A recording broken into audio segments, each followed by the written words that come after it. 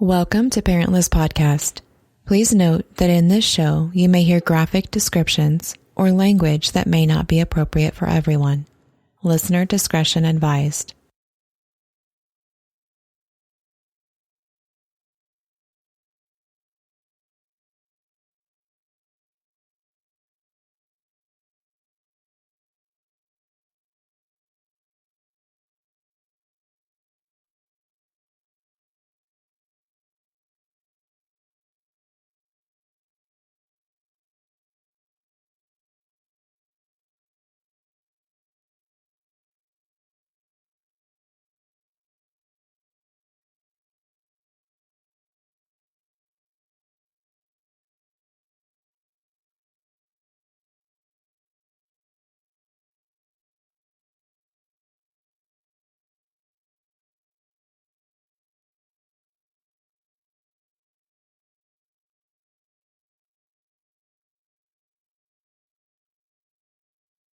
This is a fact production of City.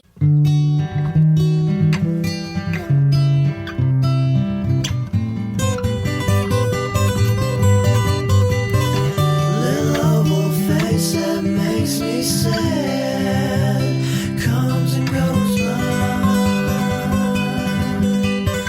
Could wrote the book of Joe instead. Oh, to go now.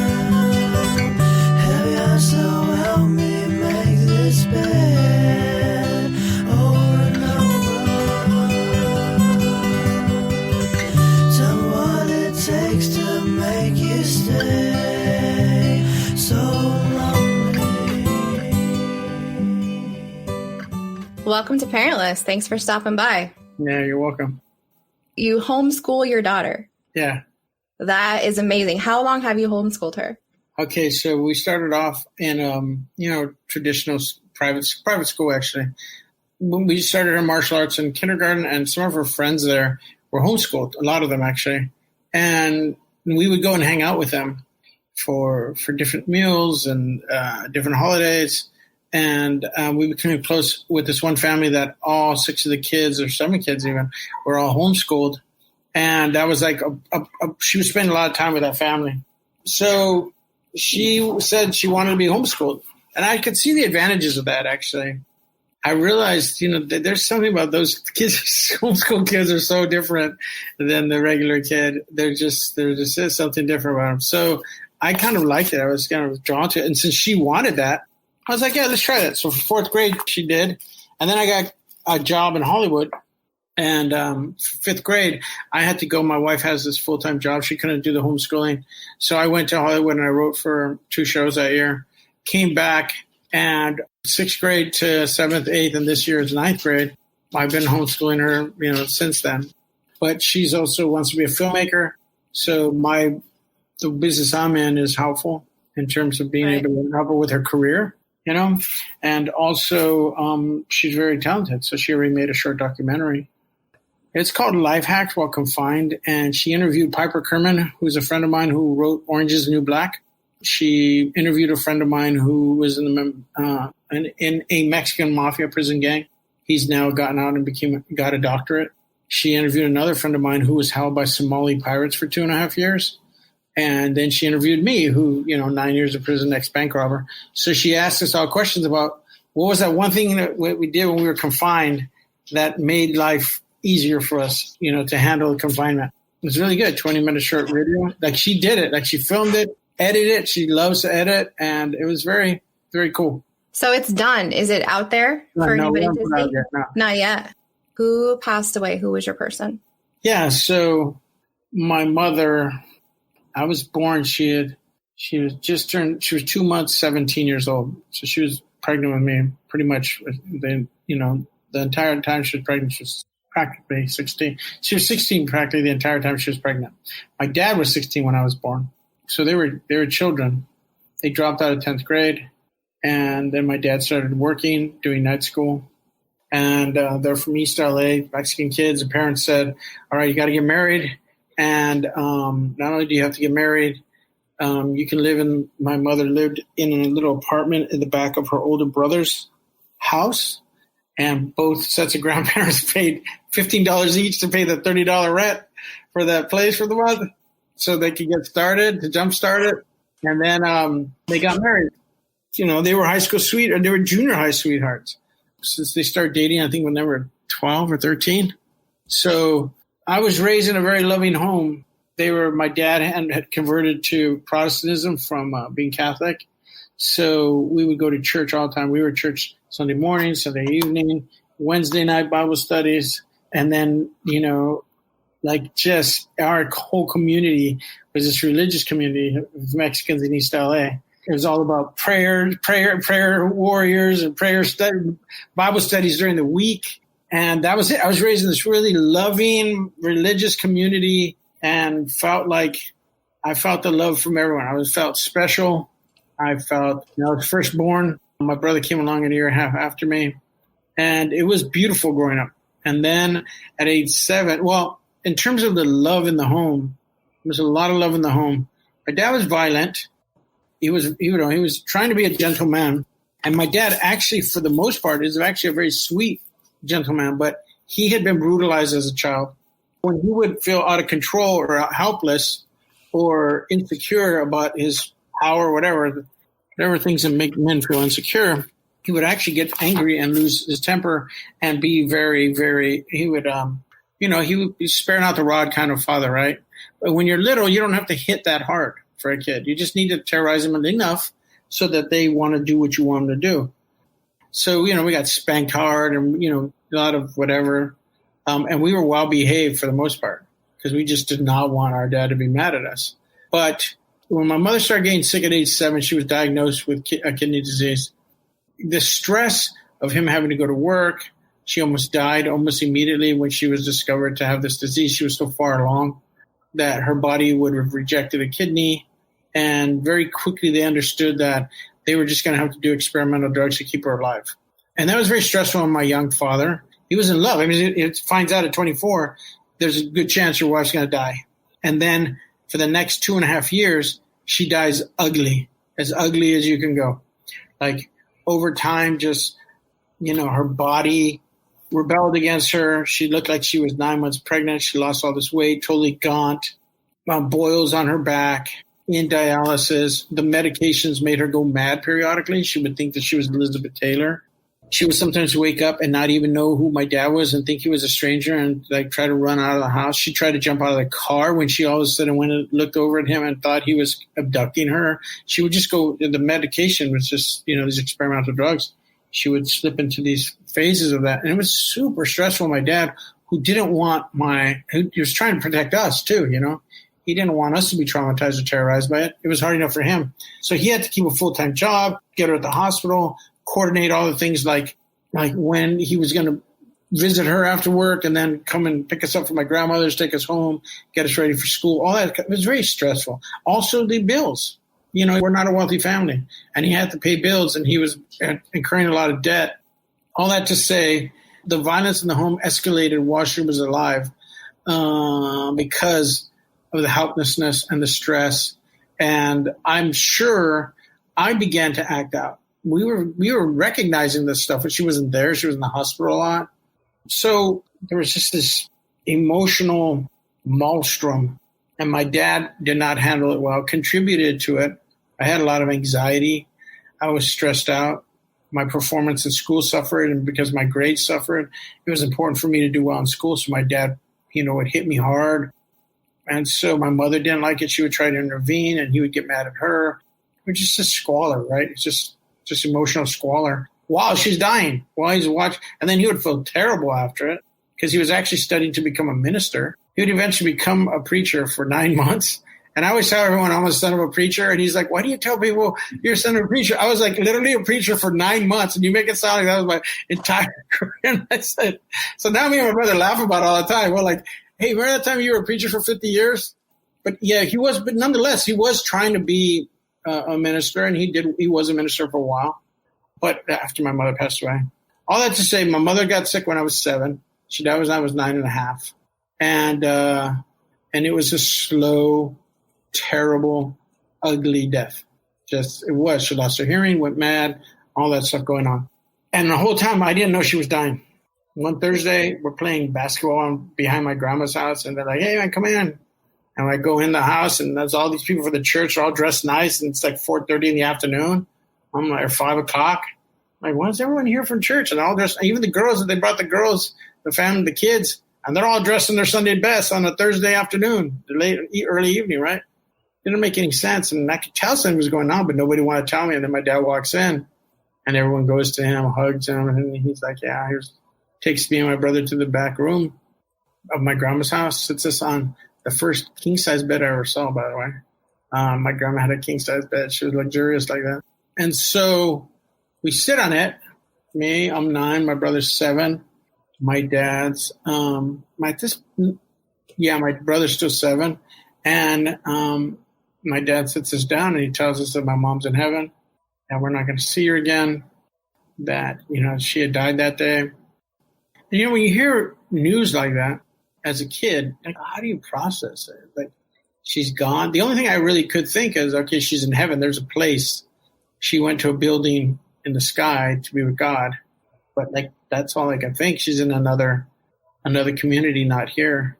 But for the moment, it's still like, what do I do? And I actually was trying to, it's funny, my emotions were such, because I was a little leader. I was a strong kid, really believed in God. I wanted to be a minister as well. And I told my dad, I really was like, no, I'm not going to cry. I'm going to be tough. He goes, oh, no, you can cry. Like, this is the time to cry. And then he says, funny, he says, Jesus cried. King David cried. He says, oh, man, I forget what the other one was. I'm sorry. There was some historical figure that was, like, more recent than, like, the Bible times. But, like, he cried. And I was like, oh, shit, man, they cried, And so he said, yeah, go ahead and cry. And so I started crying. I let myself cry. And my brother cried. We all just cried. And it was actually one of the most beautiful moments of my life. Here is this greatest tragedy I've endured. And I've had some serious tragedies in my life. But here's the first one, and here's the worst one. I lose my mother, my elemental connection to the world, the woman who carried me. She was loving. By all accounts, everyone in her family since she was little thought she was a saint. She was particularly sweet and kind. My grandmother, my dad's mom, when she found out that my mother was going to die, she pleaded with God to take her so that my mother could stay. And when God didn't seem to be answering that, my dad's mom pleaded with God to take my dad. She used to love to tell me that story. She said, I don't take him. You don't need your dad. You need your mom. Your son. But she was such a loving, she was like a daughter to my grandmother, too. Everyone loved her. And my dad's brothers and sisters, they all looked up to her. And she was just a really sweet woman. And I got dislocated from that in that moment. So we start crying. And in that moment, I'm not kidding. It was like we hug each other, all three of us. And it would lay the groundwork for what I know a hug is supposed to do, what a hug is supposed to be. I'm considered a good hugger. You hug me, I'm going to fucking hug you. I'm going to be right there. I'm going to be present. And I give bear hugs. People who've written introduction to my books have talked about what I'm a hugger. Like, I'm just, I'll hug you. And it's there. It starts right there. I know what a hug is supposed to accomplish, because in that hug, the three of us became one. It was one grief we all shared, and we were a family. And these two boys and a man hugged it out, and we just wept like one, just panting and moaning and letting all the emotion out and being all right with it and being fine with it. And then when it was done, and when the time was right for us to, like, we got our good anguish out for the moment, that moment of anguish. My dad reaches in his pocket and he busts out some gum, which is really cool. It was like a real cool move, because then it's like, it's our little communion. It's our wafer. It's our, something has happened here. Let's mark it with this thing. And he gives us all our little gum. We unwrap it, take our mind off what's going on. And then we start chewing our gum right there. So, a trinity of griefs, and we're separate, but we're all together, right? And so that's how we heard it that day. It was a Thursday afternoon. Then when we walked out, there was almost like like people were lining to go into the living room, and they were just like hugging my dad, and now they had known what had happened. It was just tears. Everyone was crying. It was a very, very sad. I can imagine. They all loved us. And we were the Loya boys, in that community. Everyone looked up to my father. They looked up to us. And we were part of a community. Like when my mother was sick in the hospital, there was these women and the young married couples who my dad and mom knew since they were young married couple at church. And they belonged to this group. And they said that they would come on Thursdays and make sure the Loya boys had a hot meal. So they would make a hot meal for us. And then when it came time to do school shopping and stuff like that, they would go get us clothing and, really nice stuff. And it was very beautiful the way the community came together. So I had that there. Now they were baffled they gave me some terrible advice on how to grieve, but they loved me and they tried to do the best they could, So that's Do you remember that advice? Oh yeah. The shittiest advice you could give somebody. What's that? So if anybody at church or anybody in my faith saw me crying or I told them I was sad, they would say, don't be sad. Your mom's in heaven, absent from the body, but present with the Lord. And then I felt shitty, like I was selfish to have missed my mother because I should be happy that my mother's dead and with God and not here with me. And that's not helpful at all. It's extremely unhelpful because then my grief was turned into an occasion to feel like I was selfish or evil, And then, I grew up and eventually, I don't have, that's not my faith anymore. It's what I was raised in. But all these well-meaning adults, all they taught me to do was how to not express grief. Because then, I couldn't go to any adult to help me process the grief. And so all I did was just shove it down and create the occasion for me to later on to let it out eventually in other ways that were unhelpful to me and unhelpful to society. So, yeah, terrible advice. When I was listening to the podcast, I remember that scene of you talking about you sitting there with your dad and your brother and when you described that hug. And to me, that's a pretty strong picture. And I like how you said that laid your foundation for your hugs. I'm thinking about me when I lost my father, we didn't hug. And now to this day, I still hug my husband, but I'm not really interested in being comforted by a hug normally. So I think that's a super interesting difference between just the two types of how to approach grief.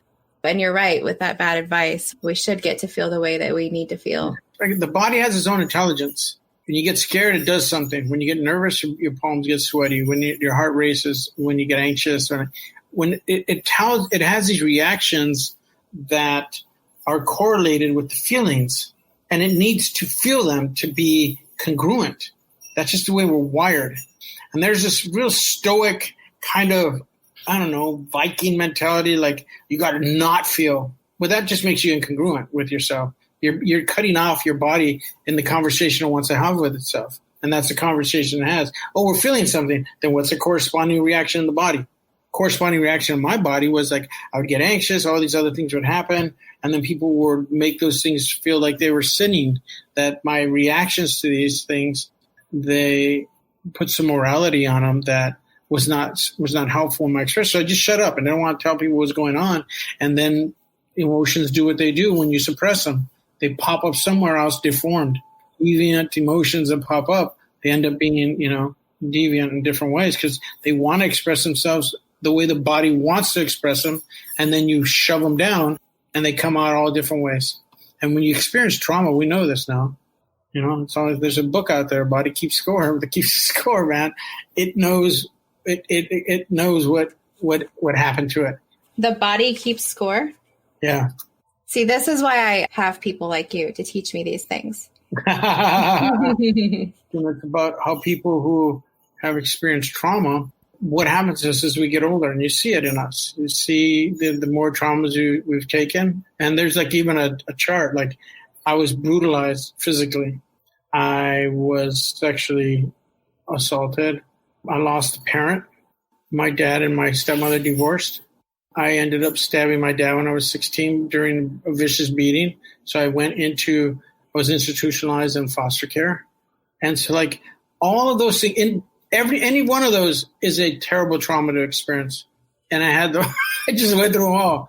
And so my body It's like, oh, this is what's going to happen when you get older. Because you didn't process all this well, you're going to be at risk for diabetes, obesity, heart disease, all these things. And then just check the box, and you get older, and these are all these things that the body says, yeah, this is how we're going to absorb this trauma. And if you're not careful, if you're not on top of it, that's what happens. And in my case, some of that has already happened. I got stents in my heart.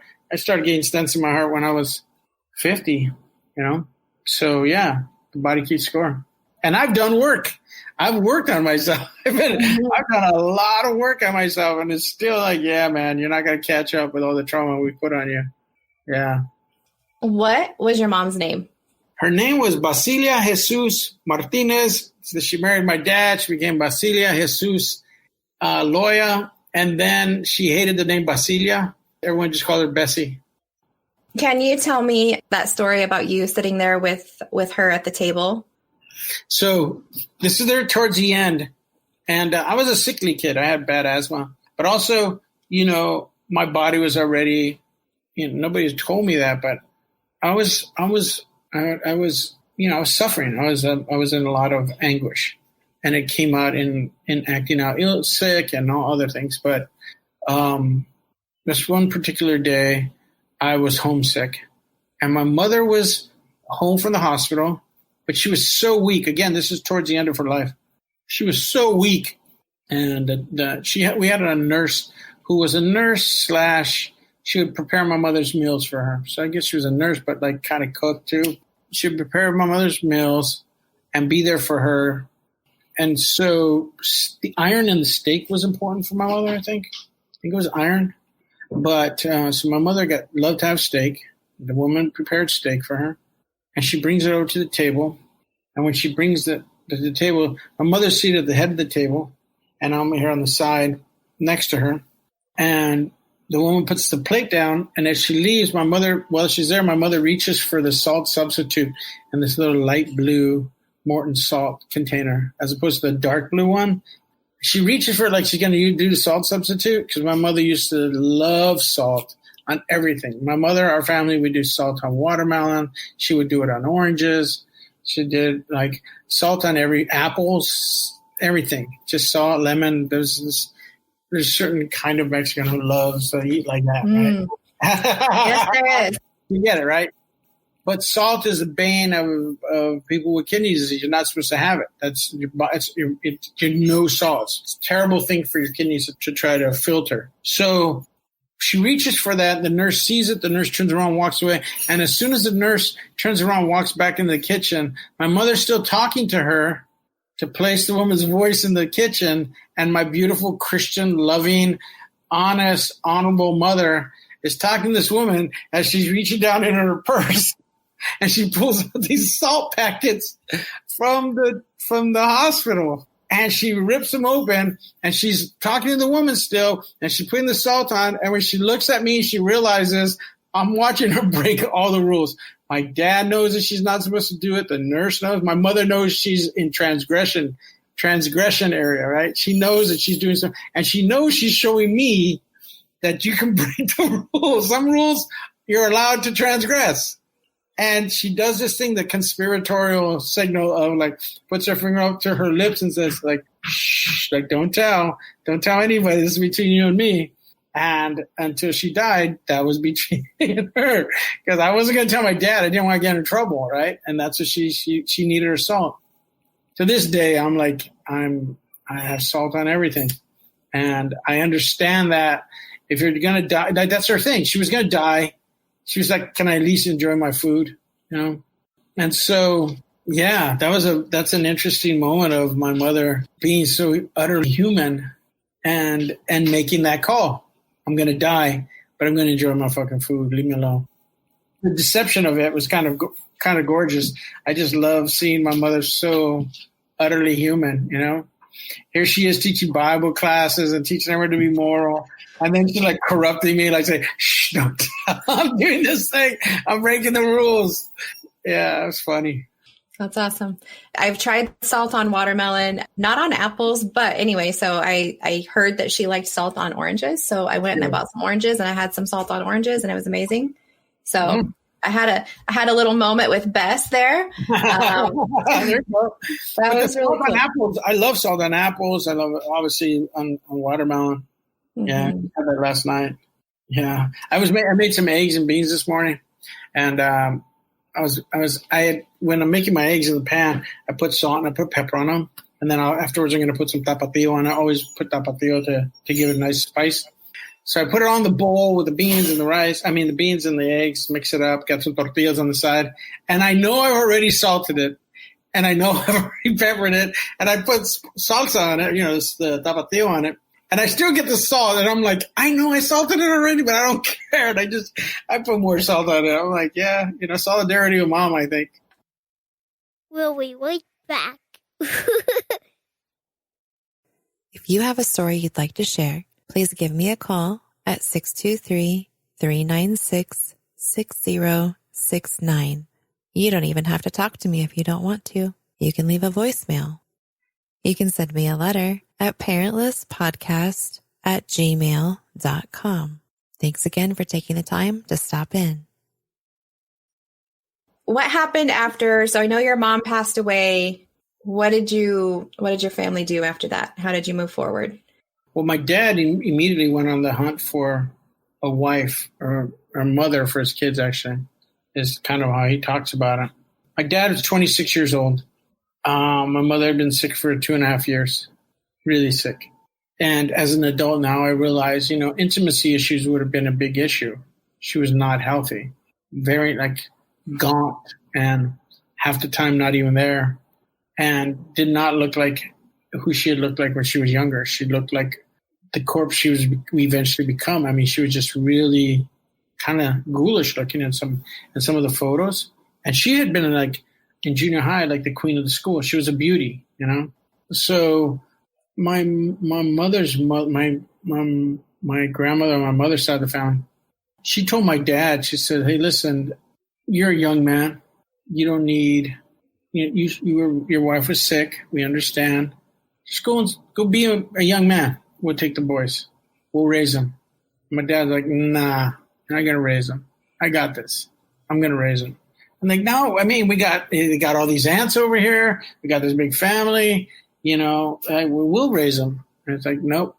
And my dad was at the church, and he would teach at the college, in the college department, where Christians would come on Sunday when they would go to listen to the minister, and then there would be Sunday school for college kids. And he would, he was a teacher for them, or whatever, a counselor, whatever. I don't know exactly the word. He's a preacher in training, and so he was a religious guy, and he would give them instruction.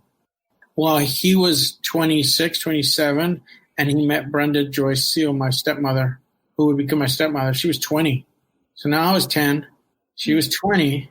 My mother passed away on February 4th, and in 71, in May 13th in 1972. Not very long after, my mother was dead, a year and 3 months, something like that? March, April, May, yeah. They married, and I was 10. So she was 20, and my dad was now 27. I would turn 11 that summer. And so, yeah, she was young, and she was naive, super naive. She looked up to my father because everyone, he had this position at the church. He was well liked. He was an up-and-comer. My dad's super charming, very bright. And like I said, there are essential things about my dad that are really fine. He actually does have certain gifts. He's a great listener. He's got the gift of exaltation. He can encourage people. And super supportive. I mean, he actually, him and my brother are more ministerial than the three of us. They are the ones who have they love to. My brother ended up becoming a social worker. That's who they like to help people a lot. I like to help people, but I'm the curmudgeon of the group compared to them. These two are freakish. Oh, wow. Ministering to people and being good to people. I'm a generous person with my time, and I love to help people. And I feel like I'm an asshole compared to them. So my dad was a minister. That was his thing. And people were attracted to that because he can minister to people. She saw that. She got that, Brenda. And so she was new. She was from the country in Central Valley, California. Her parents lived in a small little farming town, and they were from Kentucky originally. So she was raised in a very, very small community. She goes to the big city, and there's this charming, he's got the whole Heathrow thing going for him, or Heathcliff, excuse me, Heathcliff going for him. And, the charming widow with the two beautiful boys, and she got into that. It was romantic to her, and they ended up getting married. She took it on, and she was pretty good. A pretty good mom. She did a lot of great things. Gave me a lot of things that I needed. Like one thing is certainly a big homebody. Our home had been kind of disheveled for a while because my mother couldn't do things in the house. When she was sick, she was just sick. So our home was almost Spartan. Like, didn't have a lot of things in it. My dad's a man. He wasn't a lot of art on the walls. It wasn't like a motif. None of that shit, right? It was just like a couch, a lamp, whatever. But Brenda comes in, and it's a whirlwind of activity to change our house, turn it into a home.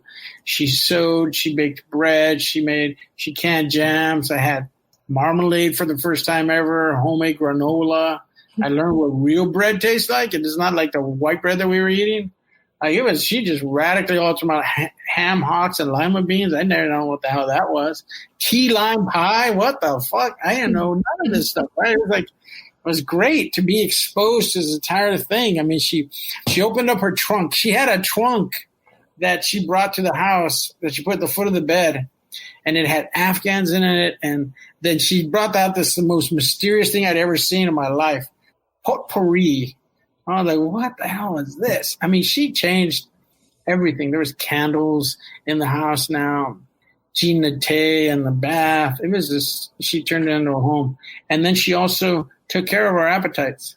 We were growing boys, and, she made a lot of delicious food, cooked all the time. So there were certain maternal things that this 20-year-old woman who was very, very gifted at doing things in the home, she's in my head, clearly she's my stepmother, but she mothered us. And so I'll give her props. She mothered us, and we got mothering from her. So I will never take that away from her in that regard, Mm-hmm. I mean, she's my stepmother. I've never been confused on that. But what she gave us was mothering, for sure, all day long. Okay. Good mothering too. Like, meeting our needs at a place where we needed to meet the safety and security of having our food and health. She took us to dentist appointments. I went to dentist for the first time. You know what I mean? Like, she was doing things that I had not known were things that mothers do. And it was kind of fantastic. Mm-hmm. And you mentioned that is where you learned to parent, or you kind of take after. Would you agree with that you kind of, some of those things that you learned from her, that's kind of what you used in your parenting? Yes. Well, I think it was, you were talking about how she would send you guys to school with the lunch bags packed, to the brim with lunches and just her gestures. And then after that, you said, that's how I parent. Absolutely. So like when my daughter was born, my wife has a full-time job, and my wife is we've been doing the co-parenting thing. But because I'm a writer, my schedule is more flexible. So a lot of times I would take her to school or be up early in the morning and be able to make her stuff and prepare lunches and that kind of thing. I wasn't the kind of father who, like, the wife needs to do this and this is what this, I'm going to be over here making money going away, and then the wife stays home taking the kid. I was like, I'm in it to win it here too. Let me do what I need to do. And so oftentimes I would prepare the lunch. That was the thing. And I loved doing it. And I loved packing it in and asking what she wanted, and it was weird because, she would ask for weird things like, seaweed. Can you give me some red pepper? Like, it was surprising the things she would ask for. It was a weird phase when before she would go to school, she would say, you know what, don't give me red pepper for lunch. Can I just have some red pepper right now? Like, before we even got to the car for after breakfast, she had like some weird stuff. She was like, now she's a vegetarian going vegan. I think she may have just gone vegan actually. But yeah, I mean, the paying attention to feeding her and being present like that certainly was Brenda-esque. Though, my dad did a little bit of that before she came along. My dad would, prepare lunches and stuff like that. But he was not Brenda. He just prepared things that he was taking to work, like deviled ham. Like what? 9-year-old likes deviled ham? I don't know 9-year-olds that like deviled ham. It was that one that came in a little container and had a little devil with his pitchfork and these little jars, cans of it. I don't remember exactly where it was, but man, I hated that. Could not stand that. Brenda would make us she would make us 2 sandwiches. She would make us one that had the meat and the lettuce in it, and then she would make us a peanut butter and jelly, peanut butter and banana, peanut butter and honey, and then she would put in a thing of Hostess cupcakes, and then there would be a little pudding cup, and then there would be a fruit. Like when we got to school, our bag was full. You barely folded at the top, and people wanted to trade. Like it was currency. Like our lunches she made us the envy at that lunch table, So yeah, Brenda did us good in that regard. Part of it too is just because I'm the older brother. When my mother was sick and after she passed away, I would prepare food for my brother and then just have him sit at the table. And there's a very older brother part of me that's like, I got this, let me do this. And I like to cook. I say cook, I mean prepare food. We talked a little bit on the phone about how, maybe you can't really appreciate your parents until you have kids. Do you agree with that? And do you have any type of experience that happened to you after becoming a parent that you really had a better appreciation of your parents? Well, it started in prison, actually. When I started changing my life, I had renunciated everything about my father. So when I was growing up, I wanted to be like my dad. He was very smart. He was well-read. He was hyper-educated. And I even wanted to follow him into the ministry. Then when I lost my faith and I became a criminal, I was like, you know what? All this looking for knowledge and trying to understand the meaning of things, like, fuck that. That's like effete. That's soft. I want to go live in my body now. I want to be a man of action, not a man of thought. And so in that moment, after I stabbed him at age 16, it became easier. I tried to kill him. He survived during a vicious beating, But I was like, okay, I don't need your God and I don't need you. Let me go find my own way. And I renunciated everything that my dad had done, just like, you're a bad man, you're a monster, bye. I don't need you. And so when I started changing my life, I realized, my dad gave me a lot of great things. One of them was my dad gave me a mind. And he had educated, I had an education, private schools when I was young, and all the biblical training, all the stories. I had so many stories now. Like when I woke up in prison, I was like, man, I actually know a lot. Even after all those years, I knew a lot, and a lot of philosophy, a lot of theology, a lot of stories.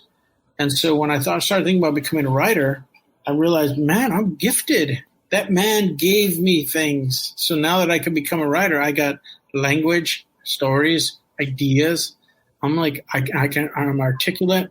My dad did me good. And then I started like having a reassessment of my father, right? I praised him differently. I was like, oh, so I have this he has, I have this he has, I have this he has. You know what? I'm going to use those things. Those are good. Those are talents that I could use. It turned out there was a bunch of them, but I was willing now to take on the good things of my father. And it wasn't no just throw the baby out with the bathwater. Now it's like, let's keep the baby, let's throw the bathwater away.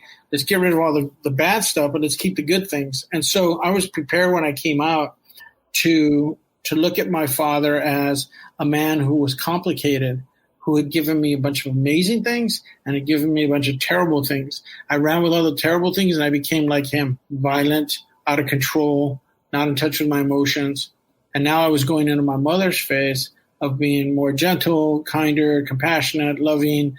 And now I can take the good things that my father had and keep those and move forward and be better. So when I had my daughter, so many things showed up in my behavior. You don't know who you're going to be as a parent till you have a kid and you start realizing, oh, this is who I am. It's just right there on your lap. You're in the mix. You don't even get to choose so many times how you're going to act. You just start acting, and you act in the way that things were modeled to you. And I was playful. I was a playful parent. I was a silly parent. I'm a silly parent. I was like, oh my God, if the boys back in, cell block H could see me now, I am a super sick, because that's the way my dad was. There's a tape we have here when my baby she was baby. She was like, we're talking the first couple months when they're still going, like that kind of thing, right? Infant. And she came home and we'd change her diaper, 12 times a day you're changing a diaper sometimes. And we had this little poo log, little baby log. You have to make sure they do pee a certain amount of times a day and poo a certain, you have to check in the beginning, make sure their system's all good. So I'm on top of that poo log. They say do it for 2 weeks. I'm like, man, I got like a month and a half poo log. I went serious about like taking care. I was like changing the diapers. I was on top of it. But what I found is I would go in there and I'd say, hey, what's up, shorty? You doing all right? And she'd be like, in the morning, first thing, just talking, chirping. And I would be changing her and I would start talking nonsense. Like, hey, this and that when you grow up or whatever. Oh, look at that. You did a smear campaign in your diaper. This is terrible. I just say it with goofy stuff. And then I would start singing songs. There's a smear campaign in your diaper. I would just, whatever I just said, I would just put it to a tune and I would sing her. And then she would periodically, you would hear her like, yeah. She would sing along. And I would say, hey, baby girl, you see, you love this. And I would sing and I would talk. And I said, I'm going to put a tape recorder here. And I would come in and there's a tape recorder on both sides, like 60 minutes of one, 60 minutes of the other, of me just turning it on, singing while I was changing the diaper and turn it off. And then when I come back, I just like, she listens to it. It's so comical. They're the most ridiculous, but I was silly. Like that's how I am. I like to play playful and put all this energy in the world. That's like, if you're going to be in my space, let's make it light. Let's make it, playful. There's a lot of things like that. And over the time, I'll give you one more example. When I was in an accident when I was 19, I think 18, 19, I totaled my Mustang and I walked home from the car accident about 3.5 miles with a concussion, I think. And, it was stupid. It's like midnight and I'm walking home in East LA, like 3 miles, 3.5 miles. I get home. I opened the door. I was staying with my grandma, and my dad was staying with my grandma too. I opened the door, and my dad's lying on the floor, and he's got a book on his chest, and he has one foot in the air, like he's pretending to be asleep with his leg, stiff leg in the air. I never forgot that. It was just funny. It was just he would pretend to be asleep. And so when she was little, her mom, one of the routines of the night was Matilda's mom would give her a bath, read to her, and all that kind of routine. But when she would run out of the bath, Matilda had this little frog towel, and she would run to me in the living room where I was on the couch or in the chair, and she'd want to say something to me, whatever. She's a little toddler. This one time she turns the corner, and I'm sitting there, and I'm snoring. I got my leg in the air. Like I'm totally asleep. She runs and jumps. You're not asleep. You're not asleep. There. Fast forward to about 2 years later. She's about 4 or 5 years old. And every morning she would wake up, she would go, Dada, I'm awake. Dada. She never got out of bed. She just like, come in here and we would talk. We'd chill in the morning talking. And I walk in, I open the door. She said, Dada, I'm awake. And she's lying in bed, she has her foot in the air. And it was the first time she'd ever done that. But that's like, now it passed down to her, right? Like, now we'll do it to my wife. My wife will come in and we'll die. Matilda and I will be with our foot in the air pretending we're asleep. But I called my dad immediately. And I said, Dad, look at what you did. It's rippled through me, and it's now it's in her. She's playful. She loves that her instinct is your instinct because it became my instinct, and now it's hers. She's very playful that way. And whenever I have seen something like that, where I know where it came from, the origin of it was from my dad's behavior, and I had done it, and it's this positive thing, and now I see her doing it, I call him, and I say, Dad, again, this happened. This thing, because my dad had a long period of time thinking he was a terrible father. And I said, no, Dad, you did spectacularly shitty things. When you did them, they were really spectacular. But for the most part, you gave us a lot of really great things. And as a dad, I like to constantly go back to him and say, I'm doing this because I don't have a choice. It's who I am as a son, because you modeled something really good to me, and now it's getting passed on to her. And like, it's important for me to now, my dad's older, 75, and I want him on his way out to have a better relationship with himself and to know that he didn't fail us. In fact, there's all these wonderful things he did that that she's getting. Now that I've gotten filtered the bad dad out of me she gets just the stuff that's from my dad through me to her, and it's positive. There's a lot of, and when she gets to hang out with my dad and my brother, she loves them and they love her, and she has a good relationship with them. So yeah, I constantly affirm my father for the good things that he did. We'll be right back. Thank you for taking the time to be with me here today. Your support and dedication of the Parentless Podcast community is amazing and much appreciated. If you like what you've heard, been helped by what you've heard, or want to share your own story, please contact me at parentlesspodcast@gmail.com or Parentless Podcast on Facebook and Instagram. I know you did all the work in prison and you worked on yourself. You worked on your relationship with your dad as well. Do you know the time frame that he was able to start not thinking bad of himself as a father? Because you would have played into that so much, I feel like, with you working on yourself and then being able to come out and work on your relationship with him. So, I mean, I don't know that I could pinpoint a year, but I will say this. When I wrote my book in 2004, he was mad. He didn't talk to me for 2 years. He didn't like the way he was characterizing that. He didn't like that it was now public. He didn't agree with my assessment of certain things. He admitted that a lot of things he had done to me, he didn't want to argue with them. But he thought that I exaggerated some things maybe he did with Brenda, or he thought that maybe I didn't give enough credit for ways he sometimes in the beatings he took umbrage with how we portrayed him. He thinks that he was behaving differently or thought differently, whatever. But he was really upset with the characterization in there, and so stopped talking to me. Then Matilde was born 2006, 2 years later, and everything was squashed. And then he ended up accepting that this was what I needed to do. In fact, he had once given me permission to do it when I came out of prison, and I did it, and he was upset. And I told him, well, I don't need your permission anyway. That's on you.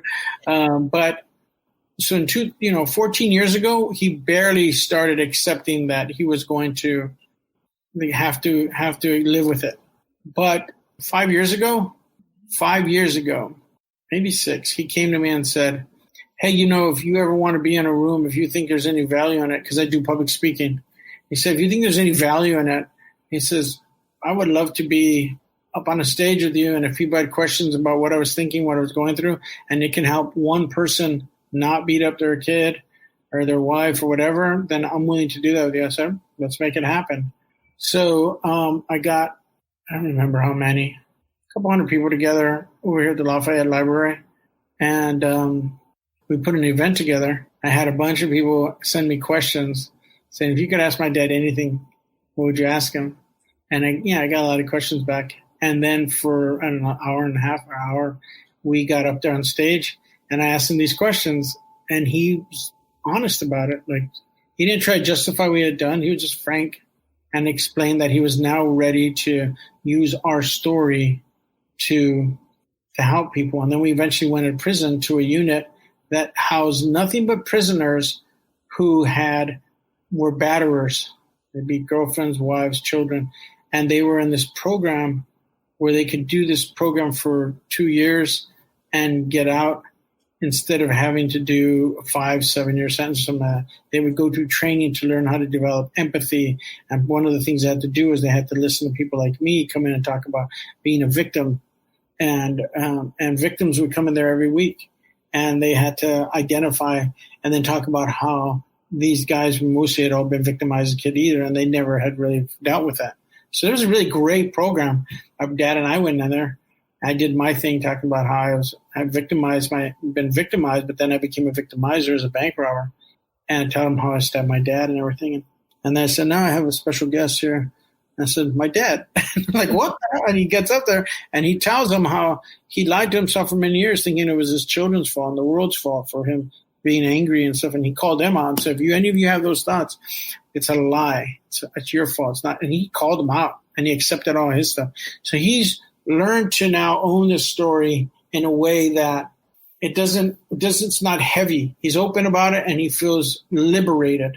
But I mean, it was years of work. When I came out of prison, he really was like, I was a terrible father. And I would tell him, Dad, you're what was it? You're like 51 years old, man. You're 52 years old. You're still my father. You're thinking you were my dad up until I was 18. You're still my father to the day I die, not the day you die. You're going to die, and you're still going to be my father in my imagination. So what you need to do, Dad, is you need to get right and quit saying you're a shitty dad, and you need to teach me how to do the end game, because that's what now you can father me that way. Model that to me. Go to the rest of your life and show me how I'm supposed to handle end of life issues. Now's an opportunity. You're not done being my dad. Keep being my dad. I need you to be my dad. And it's like, it would snap him out of it. Like, I'd had to have those conversations with him several times, and he finally bit, because it's hard for him. He was working through a lot of grief and a lot of shame. I get it. I had to work through my grief and shame for all the things I had done. But through it all, I was relentless. Like, you're my dad. You're my dad. My mother loved you. My mother saw all the good in you, even though sometimes you were shitty. And I honor my mother by loving you because she loved you. And I see the good that she saw in you. So get right, act right, be my dad, get some fortitude here, and show me how to do the end game. And so somewhere along the line, between 2006 and 2015, it worked on him. And he eventually got right with himself, started feeling more empowered as a father and less hanging on to grief. And we won't let him. My brother and I, we tag team, and we will not let him feel like he was a shitty dad. In fact, all we try to do now is concentrate on highlighting. We spent years highlighting all the bad things of him and downplaying the good. And now it's the opposite. It's like, everyone knows what bad you did. You know what bad you did. We know what bad you did. Like, we don't need to talk about it anymore. Let's now just talk about all the good you did, all the good. And let's get together. And my brother and him go hang out every Tuesday. They both have underlying conditions. And so they're like a pod. They don't see other people. They just go and do field trips on Tuesday in LA, and they drive around and they just spend all this quality time, together, because we got this big love story now. So that's what it is. And my dad's a dad. He gets a dad, and him. Yeah. It's kind of beautiful. I think that is probably the greatest gift that you could have given your dad, because you were a huge part of that. Yeah. It's interesting, I'm 59, and I'm still trying to produce a bunch of things in Hollywood. I'm still trying to produce things and be creative, because I am a creative. But I have my daughter now, and it's amazing how humbling it is. I made a big story for myself, and then I still promote the story. I did the podcast. Here's my story. We're developing it into a TV show. We're trying to develop a TV show about a precocious 14-year-old daughter and her ex-con dad. We're trying to make my story be a bigger story. But through it all, especially right now, I have to launch her. She gets launched in 4 years in the world. I got to introduce you all to her. She's going to be an amazing adult. I mean, even just on her average day, she's super interesting. She's constantly framing things in a way. She's 14, so identity is a big thing. They're all 14-year-olds trying to figure it out. And she is I heard her say something with her friend the other day, and it was very it kind of concerned me. I thought she was maybe not liking herself so much. So, and I wasn't trying not to hear. It's just, sometimes she's in a room, she talks loud, and I say, Mia, what's going on? And she goes, what? I said, I heard that thing. Should we be concerned? She goes, I love myself. What are you talking about? That's just the way we talk. And I was like, get on, girl. She goes, man, you don't know me. I love myself. I'm this. It's just this confidence, right? She's really worked on some things on her own. There's a lot of real work to, she loves to watch this documentary. She watched a couple times called Misrepresentation. And it's about how women are perceived in the media and promoted in the media, and how it degrades young girls' perceptions of themselves. And she loves that. She can't wait to show it to her friends. She's a feminist, and she's an ally of all different groups that are disenfranchised. And she's really, she's alive in the world right now through all this stuff that we're going through. And it's really fascinating for me to realize I got to keep improving as a dad every year. I was thinking about this today, for example. I see these photos of her. Facebook will throw up photos from 7 years ago today, or 9 years ago today, or 5 years ago today. And 5, 9, 7 years ago, she was little. And there's something about that age. You got a first grader, right? Mm-hmm. Okay. So like I see her when she was 6 years old. It's like 14 and 6, two wildly different periods of time in their life. But I see these photos, and there's some around here. She's really adorable child, really cute. And she was vivacious in a way that she's a little bit more broody now than she was then. But when I look at those photos, I never feel like, oh, I wish I had that back again. I don't. I'm like, constantly, I'm like, I do sometimes like, oh, that was a really beautiful time that was ever. But I'm like, I'm right now, and it's tomorrow. Like, I got to be thinking about how am I going to be as a parent tomorrow? I don't have time to be thinking about, oh, I wish we had what we had back then. No, I got to be focused and present now because there's so much changing, and she's changing, and the world is changing, and she's reacting to the world. And I got to be present now because she requires me to be better all the time. And I'm not, frankly, I don't think that I'm not improving fast enough. Because they're changing all the time. And instead of thinking that your formula that worked from age 2 to 10 or 10 to 12, or even the formula you thought worked at 13 really swell, doesn't work at 14. It's not going to work at 14 and 2.5 weeks after that. It's just like they're changing, and you have to be aware, and you have to listen, and you have to watch. And so it's super humbling right now to be a parent at this age, because the fact that I know that I'm supposed to be better, and I know I'm supposed to be improving, and I'm working constantly trying to upgrade myself, just to be a parent, getting, preparing more and more and challenging myself. I feel like, well, I have to communicate that to her so she'll give me some credit. But, at this age, you gotta be on top of it. And then you also have humility about your parents. Like, I have a great co-parent. Like, my wife, fantastic.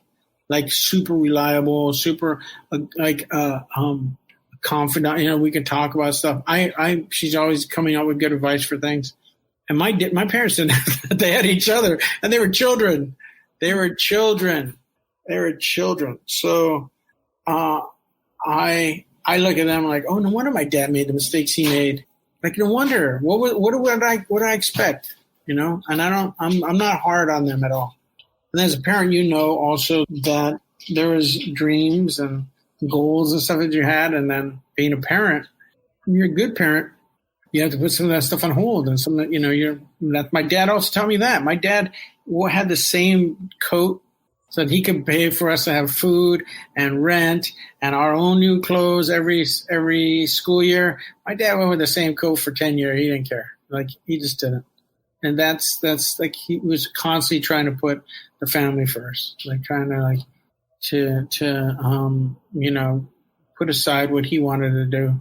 When we got older, he went and started getting voice lessons so he could do, because he loves opera music. He got a great opera voice.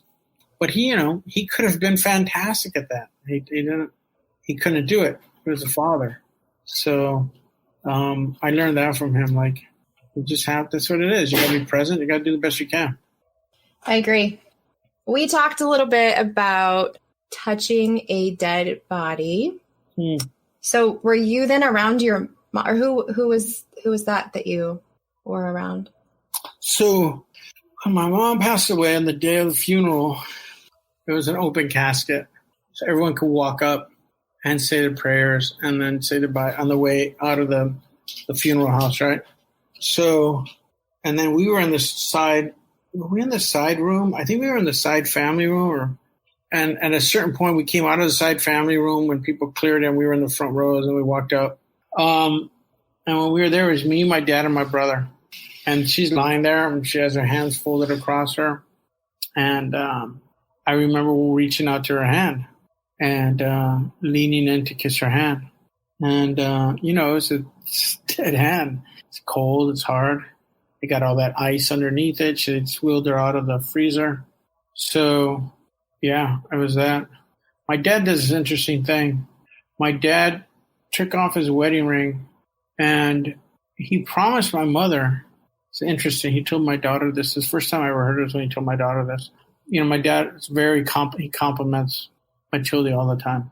She's very smart. She's interesting. He learns from her when they get together. She talks about music. She has all these opinions, and he really loves learning from her and growing from her. And he's very particular about what he tells her, what he's learned, and he's very good at encouraging her, supporting her. And one day he told her on the phone, he said, you know, when my mother passed away that day, he took his wedding ring off and when he put it on her finger, he swore to her that from that day on, every time he gave a compliment, he would be given a compliment in the memory of my mother.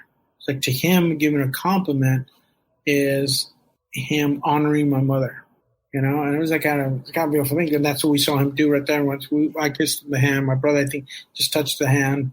And then my dad grabbed her hand, put the ring on it, and we all had our connection right there. But yeah, that was interesting. I didn't realize that your father was a preacher for the 9 months. I thought it was a bit of a longer time. You mentioned when you started your career as a bank robber and you lost your faith. So now with all your work on yourself, what is your, not to get into a whole bunch of things, but what is your view on religion? Well, I can tell you my review on my religion is I don't have the faith of my father anymore. I don't believe the religion that I was raised with, the God concept that was handed down to me. And I think that I just believe way more in the mystery of things without having to put a dogma on it. You know, like I've seen a lot of things in the world. I've known enough mystery and there's enough things that occur that I don't understand that have occurred in me, feelings, emotions, movements. And I don't have a dogma to put them to, but I do believe that there's powerful things that have occurred. And I'm still trying to figure out what they are I have these feelings of awe sometimes that are 7 years old. About 7 years ago, I went to the mountains and maybe 8 years ago now, and I saw the redwoods, and it was like blew me away. Like I didn't grow up. I grew up in the urban area. I didn't grow up in the mountains that much or in nature that much. Like out, I did do the ocean in junior high and high school. I did some body surfing and spent a lot of time at the ocean, which is awesome. And I have appreciation for the ocean, an awesome respect for the ocean. But then we would go to mountains and I would see these trees and I would like, what the hell's going on inside? I would feel what I felt that felt resembled the awe I felt with certain religious experiences. Like my body felt a sense of awe. Now I don't have a God. My first thought wasn't like, oh, God's real. It was just like, oh, this sense of awe is a human thing. I get why other people have relationships to nature. This is a thing. And it's been super healing to get more of that. I mean, I'm indigenous, obviously. I'm like, my DNA literally says I'm 49.8% Native American. And so, being Mexican, that's not an odd number. There was, before the Europeans came, it was all the Aztecs and Mayans and Toltecs and all of us. So my people have had a relationship with the land for a long time. It's just part of my ancestry. So there's something about that mystery that I don't understand entirely. But what I do know is that put me in front of a mountain of trees and I can stand there for 15 minutes and my family's seen it. I'll pull over and I'll just stand inside the car and I'll just look and I'll be like, I'll put my hands out sometimes and just be like, just whatever is going on here. I have no clue what it is, but it's awe. I'm feeling it and I'm open to it.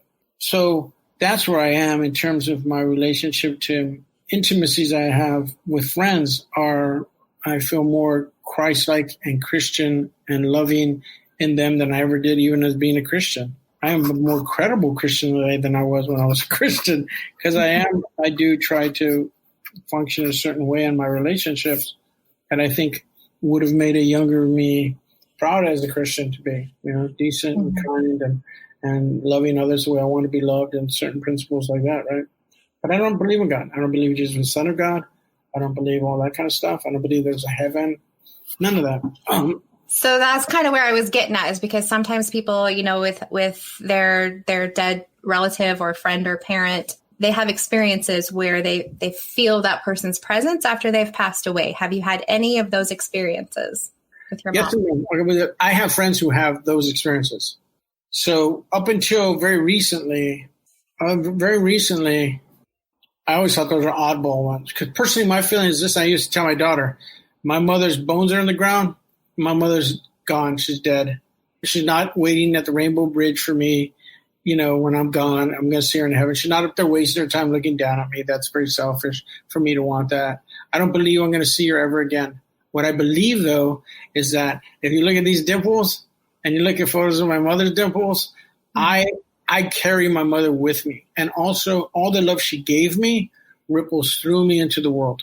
So the only afterlife I believe in is all the love I give people is going to ripple through me into the people they love. And for a little while longer, I'm going to continue to be, my energy will continue to live through interactions with other people, rippling through them. My daughter certainly is going to ripple through her into her kids and people she loves, because my mother's doing it for me. So the only connection I feel I have to my mother is that even though she's not here and I will never see her again, I feel that she's alive in me because the love she gave me animates the love I give in the world. So even though she's absent from me, she's present with me through that, whatever love is, whatever you call that animates me and makes me give the kind of love that I imagine I was given or that I remember was given to me.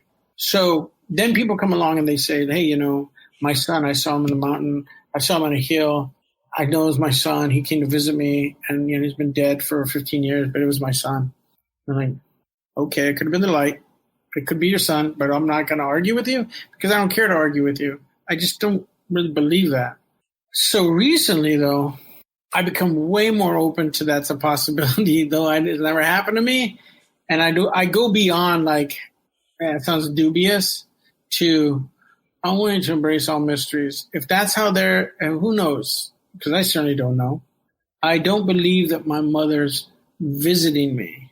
I don't believe my mother is someplace as a person, as a body that would come back to me as a bones and flesh and visit me. But I have had more of a connection to the concept of my mother as an ancestor in the last 6 months than I've ever had.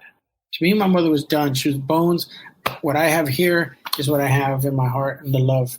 I have I don't talk to her. I haven't ever had a feeling that she was one of my elders with my other elders as an energy, as a spirit, as none of that, as a group that you would say, those are my ancestors. But in the last 5 or 6 months, it has been helpful to me to believe.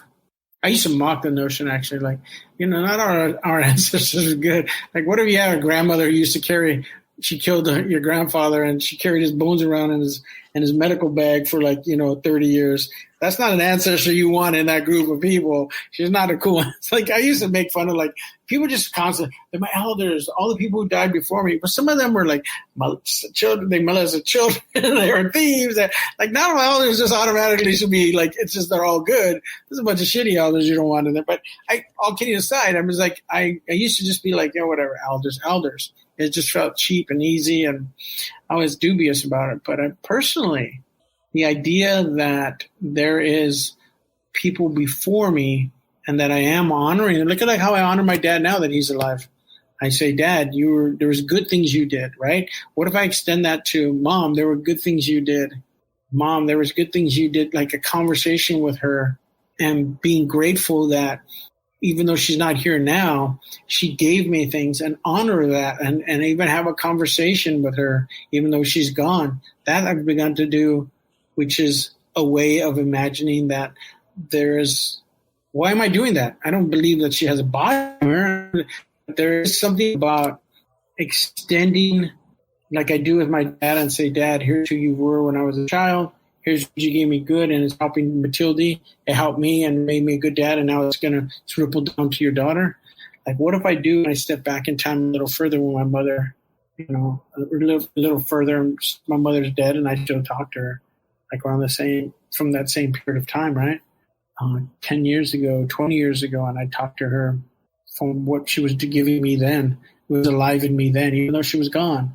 I feel like there's something about that conversation that feels like it's going in the direction of people said, I saw my son come, I see you right here that you've kind of used some comedy. You've been laughing about this hard subject. So is that a coping mechanism that you've used over the years? I don't know if it's a coping mechanism as much as it's just a way of viewing the world, right? Like, I think that I'm inclined to look at the world as more absurd than most people because of that. My life had such a weird intersection with chance and hazard growing up. That's like, yeah, it's like, I mean, so listen, look where we're born. We're born between the shithole and the piss hole. That's comical to me. Like God, if there is a God, that dude is a practical joker. He's like, you guys think you're all that. Look where you're coming out of. Right between piss and shit. That's where you're born. So like that to me is a comical thing. It's a serious thing. You're born and people take their ego very seriously. But also it's, there's a way in which as a man growing up, I have seen that I'm a very serious person. I tried to kill my father when I was 16. That's a very serious thing. I've done some serious crimes. I have robbed 30 banks. There's no questioning that I have demonstrated gravitas.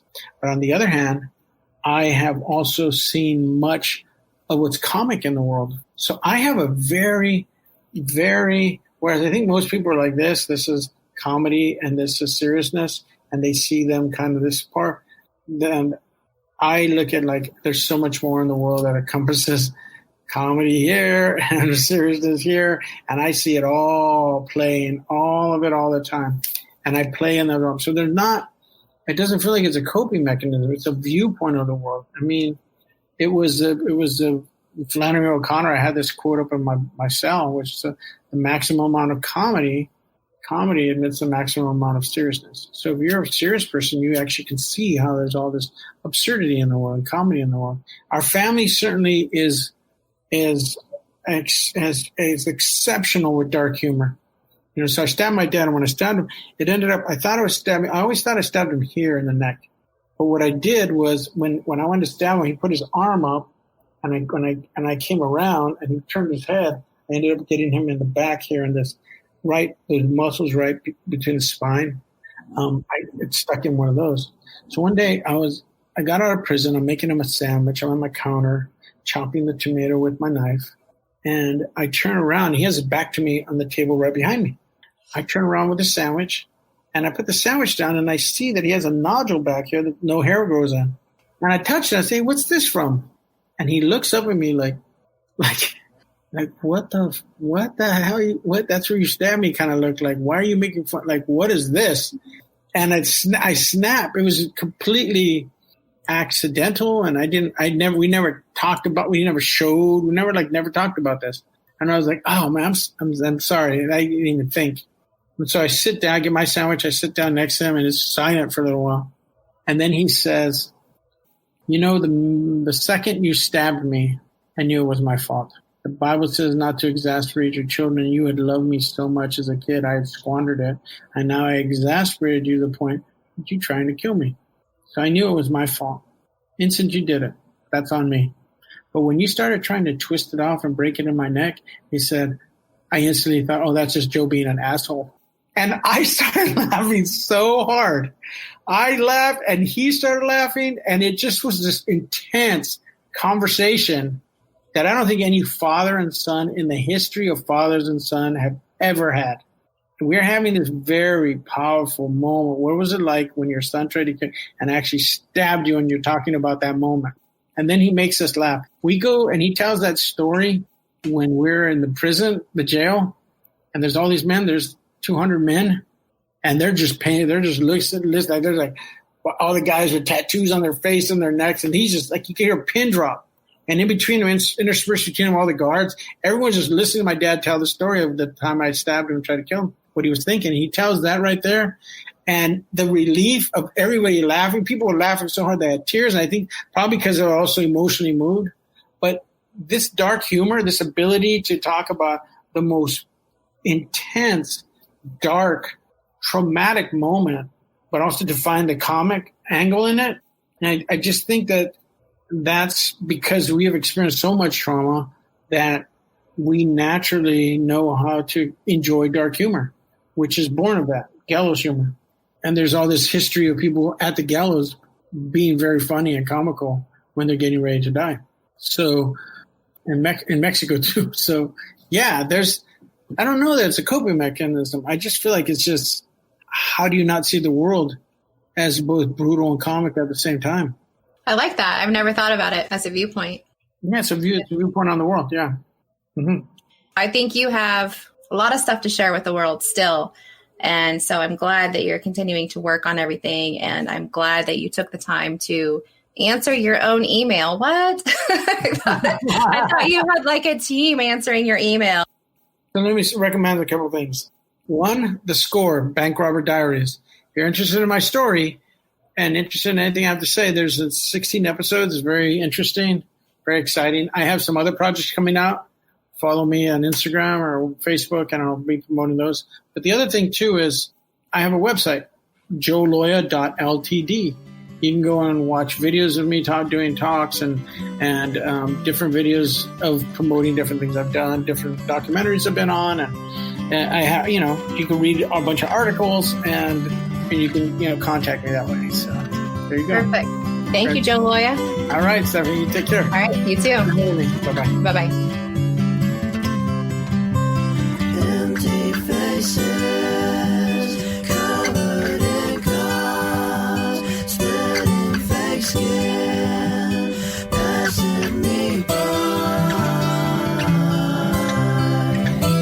Parentless is recorded in Phoenix, Arizona. Find us on social media and any podcast platform. Music provided by Colin the Coco and the Revolving Birds. Studio provided by Fat Kid Productions. Check out one of the many shows available on our network. I'm your host, Stephanie Relaford. Thank you for listening to Parentless.